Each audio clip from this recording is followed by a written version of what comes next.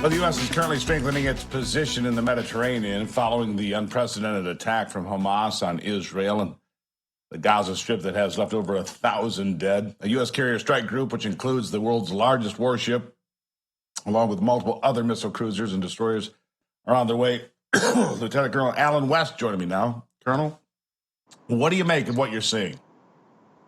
Well, first and foremost, I stand with Israel. When you're looking at a terrorist organization, a non-state, non-uniform, belligerent organization that has, invaded and leveraged an attack against a sovereign nation, we all have to stand united against this, or else it can happen anywhere else in the country. And I think the people in Europe should be very concerned about this as well. And I think it's very important that we position our strategic assets in that area, in that region, to send a very clear message to Iran. We are not going to allow you to have any type of intervention or incursion into this operation, besides the fact that we have provided you the resources to be able to support Hamas as well as Hezbollah.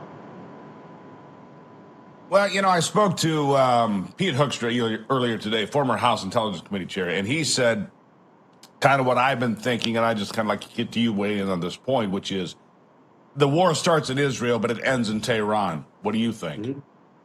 No, I think you're absolutely right. And how do we look at the leveraging our elements of national power, which is diplomatic, informational, economic, and then military as well against Tehran? I think first and foremost, the folly of undermining our own energy independence and allowing them to, be able to go out there and ship out their energy resources so that they can build their pot to support Islamic terrorism back up. That has to be stopped. Maybe we look at a means by which we cut off their ability to ship out their energy resources.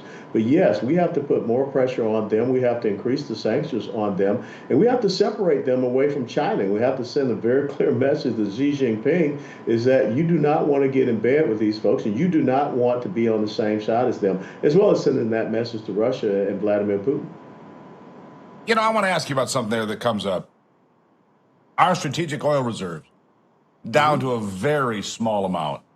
Joe Biden drained it to help out his political polling. Now we have almost no reserve and a war in the Middle East. I mean, that could be a terrible mistake, couldn't it? Yeah, absolutely a terrible mistake. We're at 17 days.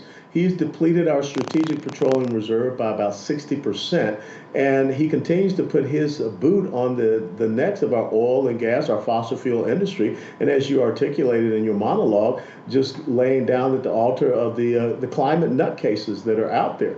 This has a very serious effect on your foreign policy, national security policy, and your economic policy and security as well. So I don't know if the Biden administration will be able to come back and do anything to rectify that. I don't think they have the courage to do it.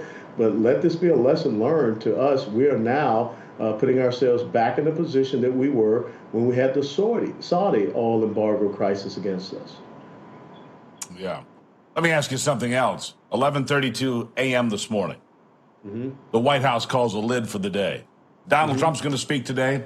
Former Speaker of the House, Kevin McCarthy, is going to speak today. All sorts of members of Congress are going to speak. But the President of the United States, who didn't respond, by the way, to the war for 8 hours on Saturday, because I'm going to guess he was sleeping then, cannot come out today and make a comment, although he was able to have a barbecue at the White House yesterday. Can't come out and talk about a war where thousands of people are being killed, women and children being massacred. What do you make of that? Weakness is enticing, and that is what the people on the global stage see, especially our enemies. They saw that in Afghanistan.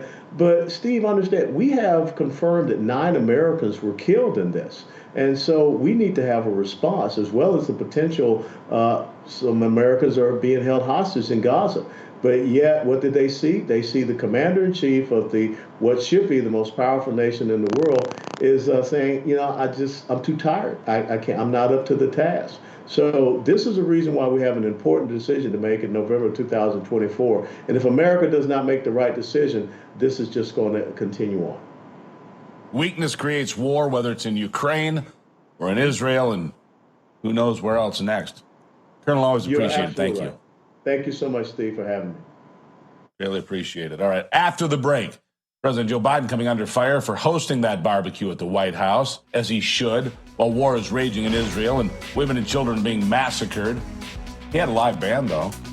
Stories coming up next on ABL.